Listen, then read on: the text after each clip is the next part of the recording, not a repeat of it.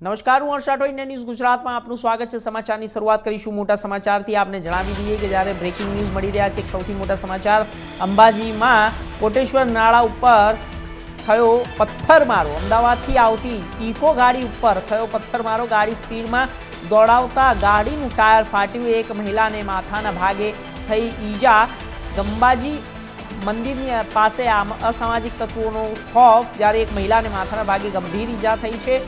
અંબાજી મંદિર પાસે અસામાજિક તત્વોનો ખોફ ફેલાઈ રહ્યો છે। અંબાજીમાં કોટેશ્વર નાળા ઉપર થયો પથ્થરમારો। અંબાજીથી અમદાવાદ આવતી ઇકો ગાડી ઉપર થયો પથ્થરમારો। ગાડી સ્પીડમાં દોડાવતા ગાડીનું ટાયર ફાટ્યું। એક મહિલાને માથાના ભાગે ગંભીર ઈજા થઈ છે।